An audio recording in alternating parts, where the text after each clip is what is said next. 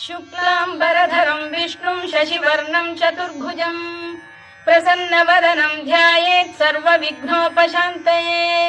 व्यासं वसिष्ठनप्तारं शक्तेः पौत्रमकल्मषं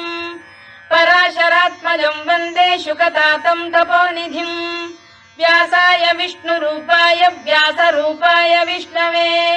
नमो वै ब्रह्मनिधये वासिष्ठाय नमो नमः। अविकाराय शुद्धाय नित्याय परमात्मने सदैकरूपरूपाय विष्णवे सर्वजिष्णवे यस्य स्मरणमात्रेण जन्म संसारबन्धनात्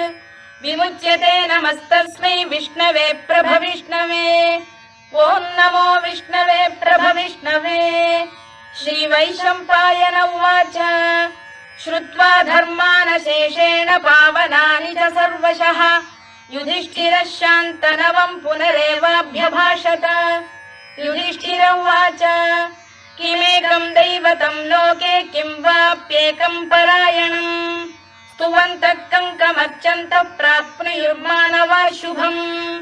को धर्मः सर्वधर्माणां भवतः परमो मतः किं जपन्मुच्यते जन्तुर्जन्म संसारबन्धनात्। श्रीभीष्म उवाच जगत्प्रभुं देवदेवमनन्तं पुरुषोत्तमं स्तुवन्नाम सहस्रेण पुरुषः सततोत्थितः तमेव चार्चयन् नित्यं भक्त्या पुरुषमव्ययम् ध्यायन् स्तुवन् नमस्यंश्च यजमानस्तमेव च अनादिनिधनं विष्णुं सर्वलोकमहेश्वरम् लोकाध्यक्षं स्तुवन् नित्यं सर्वदुःखातिगो भवेत्। ब्रह्मण्यं सर्वधर्मज्ञं लोकानां कीर्तिवर्धनम् लोकनाथं महद्भूतं सर्वभूतभवोद्भवम् एष मे सर्वधर्माणां धर्मोऽधिकतमो मतः यद्भक्त्या पुण्डरीकाक्षं स्तवैरच्चेन्नरः सदा। परमं यो महत्तेजः परमं यो महत्तपः परमं यो महद्ब्रह्म परमं यः परायणम् पवित्राणां पवित्रं यो मङ्गलानां च मङ्गलम्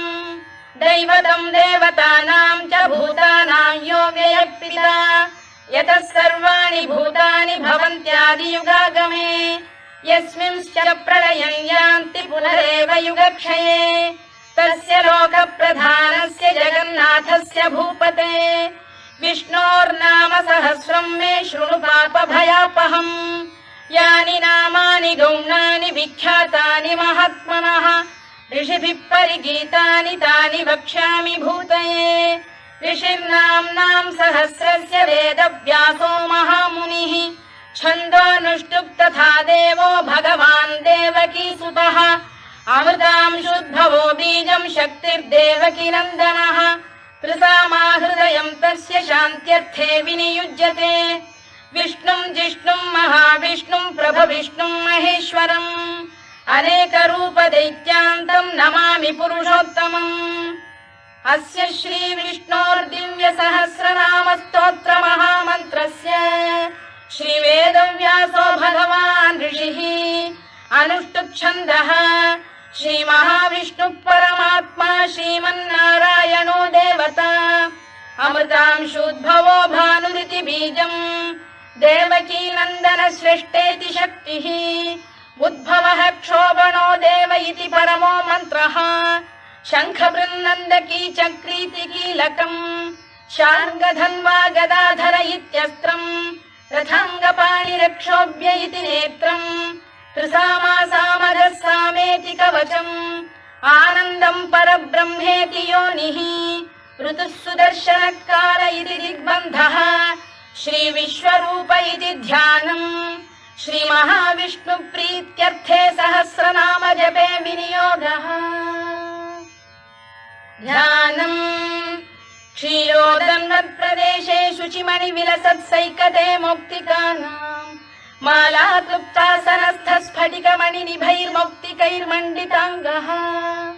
शुभ्रैरभ्रैरदभ्रैरुपरि विरचितैर्मुक्तपीयूषवर्षैः आनन्दीन पुरीयादरिनरिन गदा शङ्खपाणिर्मुकुन्दः भूः पादौ यस्य नाभिर्वियलसुरनिलश्चन्द्रसूर्यौ च नेत्रे कर्णावाशा शिरोद्यौर्मुखमपि दहनो यस्य वास्तेयमब्धिः अन्तस्थं यस्य विश्वं सुरनरखगो भोगि गन्धर्वदैत्यैः चित्रं रम्यते तं त्रिभुवन वपुषं विष्णुमीशं नमामि। ॐ नमो भगवते वासुदेवाय। शान्ताकारं भुजगशयनं पद्मनाभं सुरेशं विश्वाधारं गगनसदृशं मेघवर्णं शुभाङ्गम् लक्ष्मीकान्तं कमलनयनं योगिधृध्यानगम्यं वन्दे विष्णुं भवभयहरं सर्वलोकैकनाथम्। मेघश्यामं पीतकौशेयवासं श्रीवत्साङ्कं कौस्तुभोद्भासिताङ्गम् पुण्योपेतं पुण्डरीकायताक्षं विष्णुं वन्दे सर्वलोकैकनाथम्। नमः समस्तभूतानामादिभूताय भूभृते अनेकरूपरूपाय विष्णवे प्रभविष्णवे सशङ्खचक्रं सकिरीटकुण्डलं सपीतवस्त्रं सरसीरुहेक्षणं सहारवक्षस्थलशोभिकौस्तुभं नमामि विष्णुं शिरसा चतुर्भुजम्। छायायां पारिजातस्य हेमसिंहासनोपरि आसीनमम्बुदश्याममायताक्षमलङ्कृतम् चन्द्राननं चतुर्बाहुं श्रीवत्साङ्कितवक्षसम् रुक्मिणी सत्यभामाभ्यां सहितं कृष्णमाश्रये।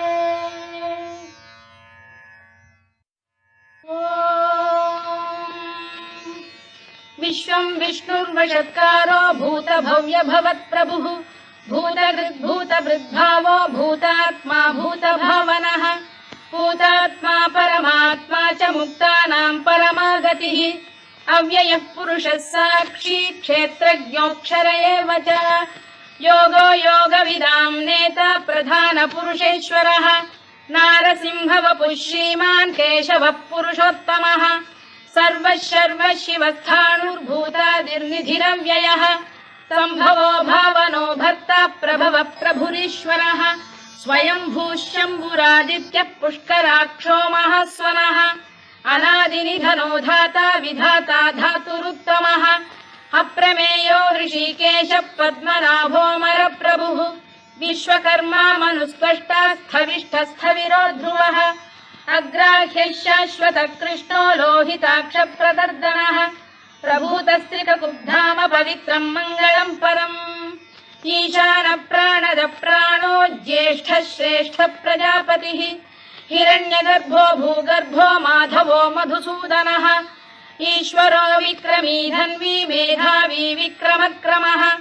अनुत्तमो दुराधर्षः कृतज्ञः कृतिरात्मवान् सुरेशः शरणं शर्म विश्वरेताः प्रजाभवः अधः संवत्सरो व्यालः प्रत्ययः सर्वदर्शनः अजः सर्वेश्वरः सिद्धः सिद्धिः सर्वादिरच्युतः वृषाकपिरमेयात्मा सर्वयोगविनिसृतः वसुर्वसुमनः सत्यः समात्मा संमितः समः अमोघः पुण्डरीकाक्षो वृषकर्मा वृषाकृतिः रुद्रो बहुशिरा बभ्रुर्विश्वयोनिश्च्युतिश्रवाः अमृतः शाश्वतस्थाणुर्वरारोहो महातपाः सर्वगः सर्वविद्भानुर्विश्वक्सेनो जनार्दनः वेदो वेदविदव्यङ्गो वेदाङ्गो वेदवित्कविः लोकाध्यक्षः सुराध्यक्षो धर्माध्यक्षः कृताकृतः चतुरात्मा चतुर्व्यूहश्चतुर्दंष्टश्चतुर्भुजः भ्राजिष्णुर्भोजनं भोक्ता सहिष्णुर्जगदादिजः अनघो विजयो जेता विश्वयोनिः पुनर्वसुः उपेन्द्रो वामनः प्रांशुरमोघः शुचिरूर्जितः अतीन्द्रः सङ्ग्रहः सर्गो धृतात्मा नियमो यमः वेद्यो वैद्यः सदा योगी वीरः माधवो मधुः अतीन्द्रियो महामायो महोत्साहो महाबलः महाबुद्धिर्महावीर्यो महाशक्तिर्महाद्युतिः अनिर्देश्य वपुः श्रीमान् अमे आत्मा महाधृधृत् महेश्वासो महीभर्ता श्रीनिवासः सताङ्गतिः अनिरुद्धः सुरानन्दो गोविन्दो गोविदाम्पतिः मरीचिर्दमनो हंसः सुपर्णो भुजगोत्तमः हिरण्यनाभः सुतपाः पद्मनाभः प्रजापतिः अमृत्युः सर्वदृक्सिंहः सन्धाता सन्धिमान् स्थिरः अजो दुर्मर्षणः शास्ता विश्रुतात्मा सुरारिः गुरुर्गुरुतमो धाम सत्यः सत्यपराक्रमः निमिषो निमिषस्रग्वी वाचस्पतिरुदारधीः अग्रणीर्ग्रामणी श्रीमान् न्यायो नेता समीरणः सहस्रमूर्धा विश्वात्मा सहस्राक्षः सहस्रपात् आवर्तनो निवृत्तात्मा संवृतः सम्प्रमर्दनः अधः संवर्तको वह्निरनिरोधरणीधरः सुप्रसाद प्रसन्नात्मा विश्वधृक् विश्वभुग्विभुः सत्कर्ता सत्कृतः साधुर्जह्नुर्नारायणो नरः असङ्ख्येयो प्रमेयात्मा विशिष्टः शिष्टकृच्छुचिः सिद्धार्थः सिद्धसङ्कल्पः सिद्धिदः सिद्धिसाधनः वृषाही वृषभो विष्णुर्वृषपर्वा वृषोदरः वर्धनो वर्धमानश्च विविक्तः श्रुतिसागरः सुभुजो दुर्धरो वाग्मी महेन्द्रो वसुदो वसुः नैकरूपो बृहद्रूपः शिपिविष्टप्रकाशनः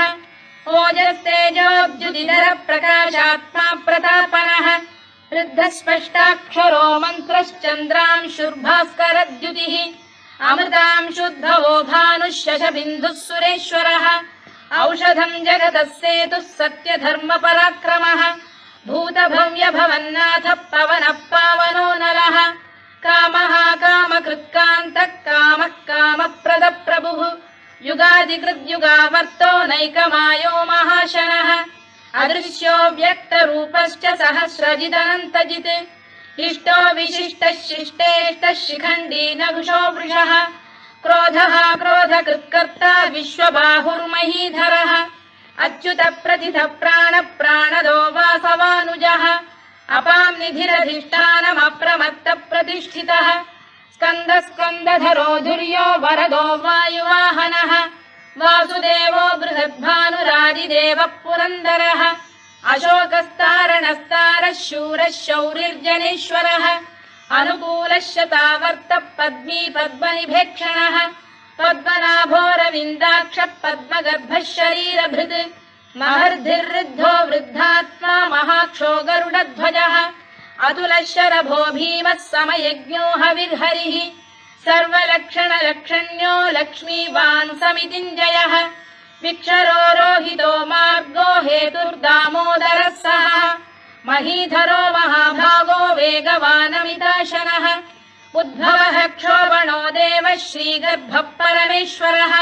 करणम् कारणम् कर्ता विकर्ता गहनो गुहः व्यवसायो व्यवस्थानः संस्थानस्थानदो ध्रुवः परद्धिः परमस्पष्टः तुष्टः पुष्टः शुभेक्षणः रामो विरामो विरतो मार्गो नेयोनयोनयः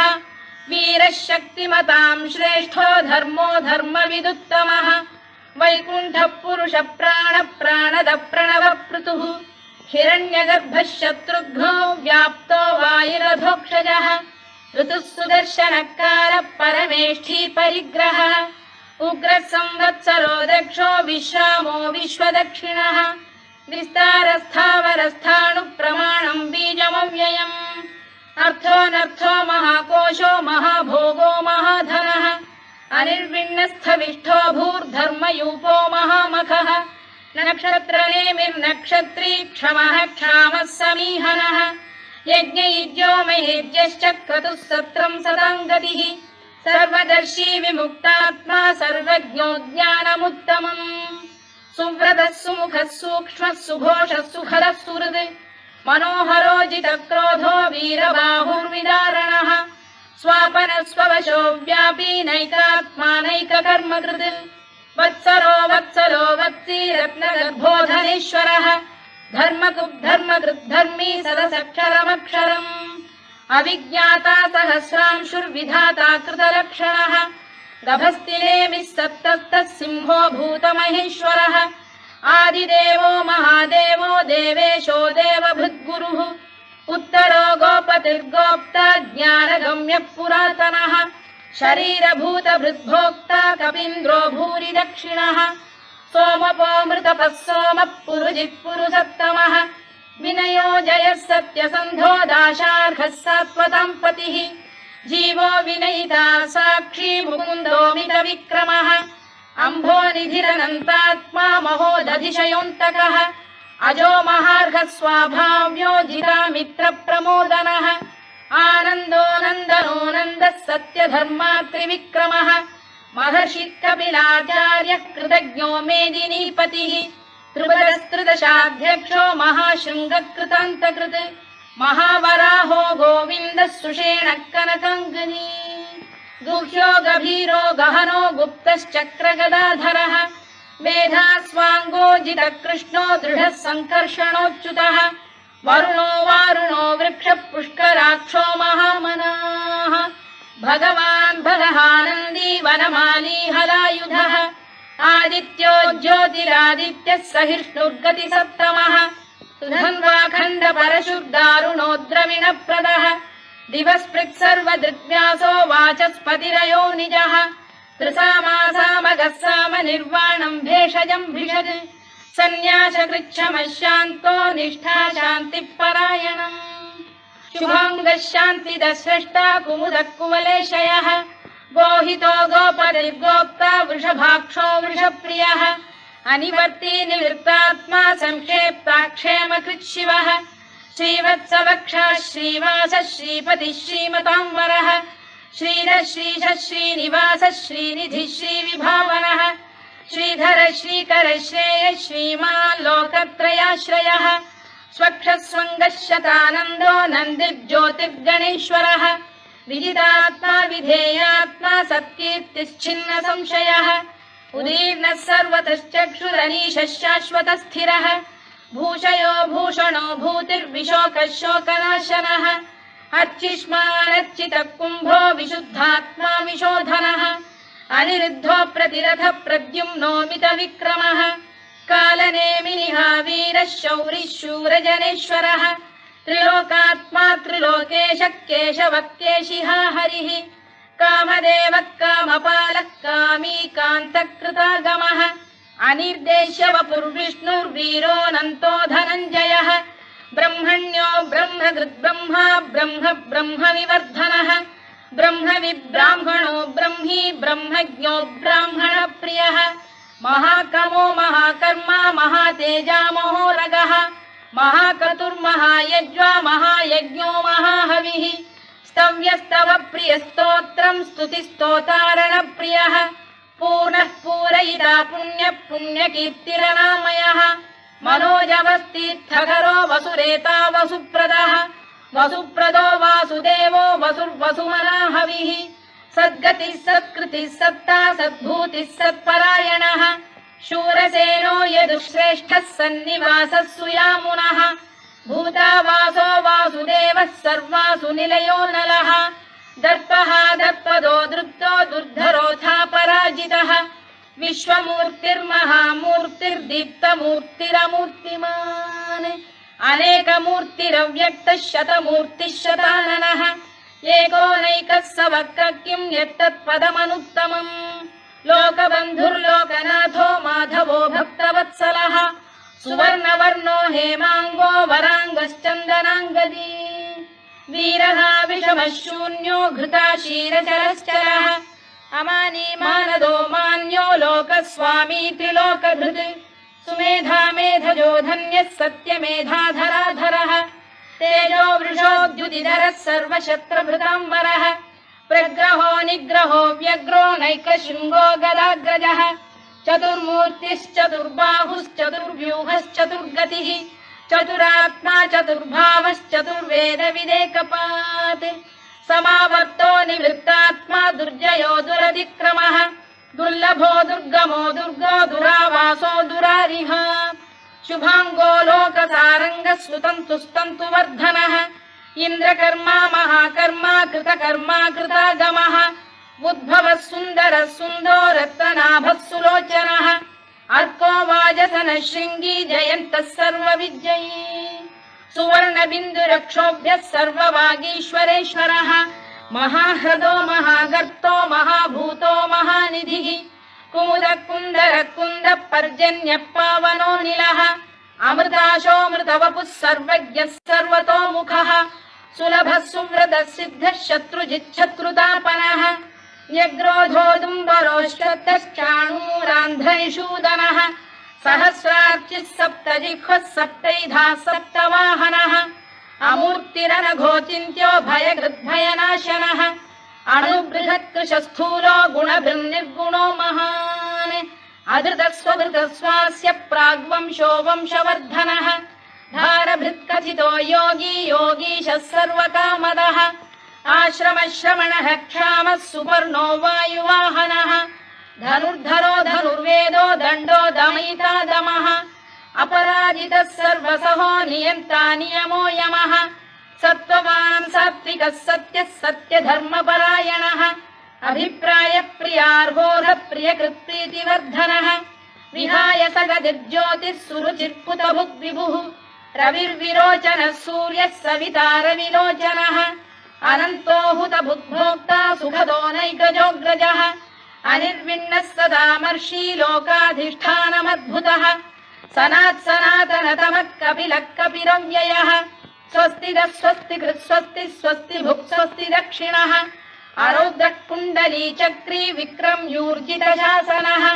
शब्दातिगः शब्दसः शिशिरः शर्वरीकरः अक्रूरपेशलो दक्षो दक्षिणः क्षमिणां वरः विद्वत्तमो वीतभयः पुण्यश्रवणकीर्तनः उत्तारणो दुष्कृतिः पुण्यो दुःस्वप्ननाशनः वीरः रक्षणः सन्तो जीवनपर्यवस्थितः अनन्तरूपोऽनन्तश्रीर्जितमन्युर्भयापहः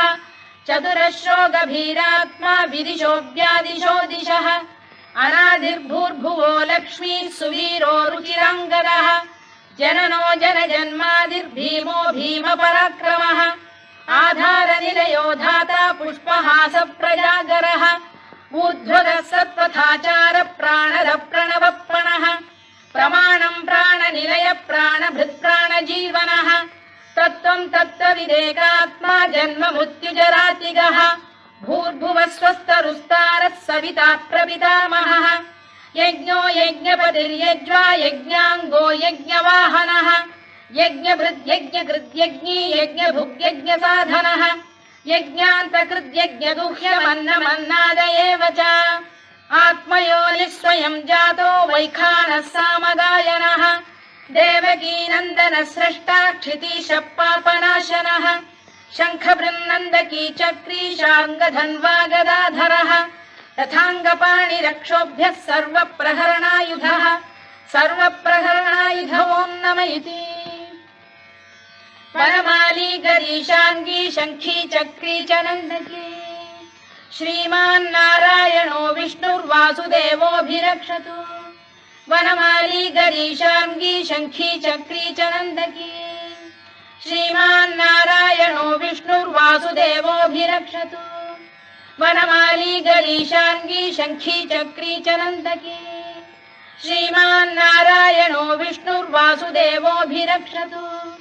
इतीदम् कीर्तनीयस्य केशवस्य महात्मनः नाम्नाम् सहस्रम् दिव्यानामशेषेण प्रकीर्तितम्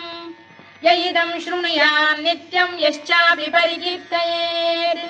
नाशुभम् प्राप्नुयात् किञ्चित् सोमुत्प्रेह च मानवः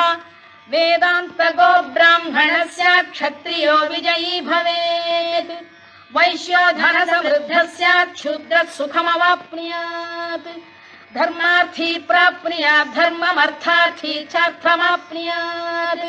कामानवाप्नुयात् कामी प्रजार्थी चाप्नुयात् प्रजाम् भक्तिमान् यः सदोत्थाय शुचिस्तद्गतमानसः सहस्रम् वासुदेवस्य नाम्नामेतत्र कीर्तयेत् यशः प्राप्नोति विपुलम् याति प्राधान्यमेव च अचलाम् श्रियमाप्नोति श्रेयः प्राप्नोत्यनुत्तमम्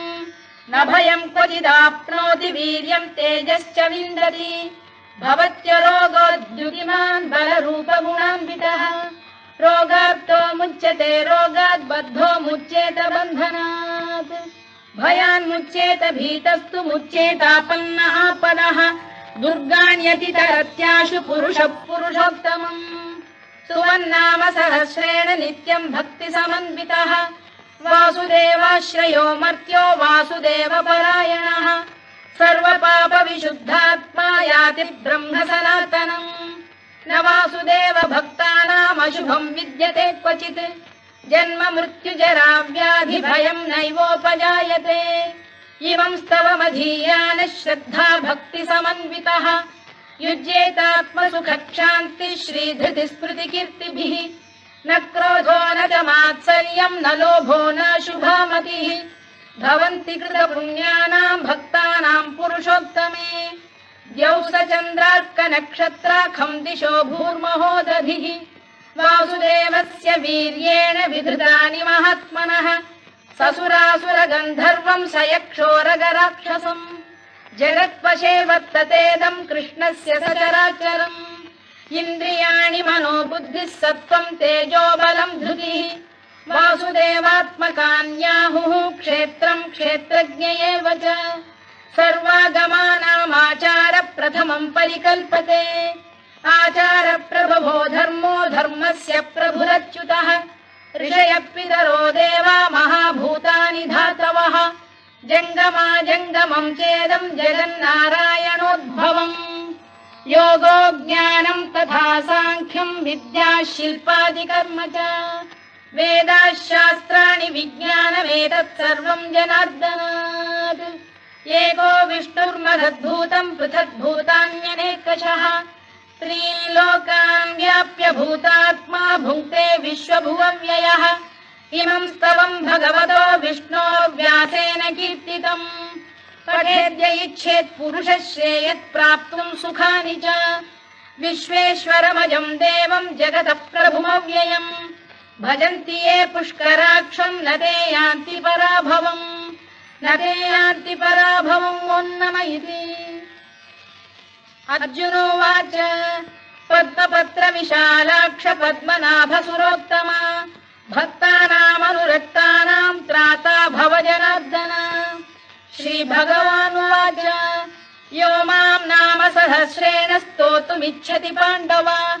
सोऽहमेकेन श्लोकेन स्तुत एव न संशयः स्तुत एव न संशयोन्नम इति व्यास उवाच वासनाद्वासुदेवस्य वासितं भुवनत्रयम् सर्वभूतनिवासोऽसि वासुदेव नमोऽस्तु ते वासुदेव नमोऽस्तु ते ओन्नम इति पार्वत्युवाच केनोपायेन लघुना विष्णोर्नाम सहस्रकम् पठ्यते पण्डितैर्नित्यं श्रोतुमिच्छाम्यहं प्रभो ईश्वर उवाच श्रीराम राम रामेति रमे रामे मनोरमे सहस्रनाम तत्तुल्यं राम नाम वरानने श्रीराम राम रामेति रमे रामे मनोरमे सहस्रनाम तत्तुल्यं राम नाम वरानने श्रीराम राम रामेति रमे रामे मनोरमे सहस्रनाम तत्तुल्यं राम नाम वरानने राम नाम वरानन ओन्नम इति ब्रह्मोवाच नमोऽस्त्वनन्ताय सहस्रमूर्तये सहस्रपादाक्षि शिरोरुबाहवे सहस्रनाम्ने पुरुषाय शाश्वते सहस्रकोटियुगधारिणे नमः सहस्रकोटियुगधारिणे नमः ओन्नम इति सञ्जय उवाच यत्र योगेश्वर कृष्णो यत्र पार्थो धनुर्धरः तत्र श्रीविजयो भूतिर्ध्रुवा नीतिर्मतिर्मम श्रीभगवानुवाच अनन्याश्चिन्तयन्तो मां ये जनाः पर्युपासते तेषां नित्याभियुक्तानां योगक्षेमम् अहम्यहम् परित्राणाय साधूनां विनाशाय च दुष्कृताम् धर्म संस्थापनार्थाय संभवामि युगे युगे आर्ता विषण्णाः शिथिलाश्च भीता घोरेषु च व्याधिषु वर्तमानाः संकीर्त्य नारायण शब्दमात्रं विमुक्तदुःखाः सुखिनो भवन्तु कायेन वाचा मनसेन्द्रियैर्वा बुद्ध्यात्मना वा प्रकृते स्वभावात् करोमि यद्यत् सकलं परस्मै नारायणायेति समर्पयामि।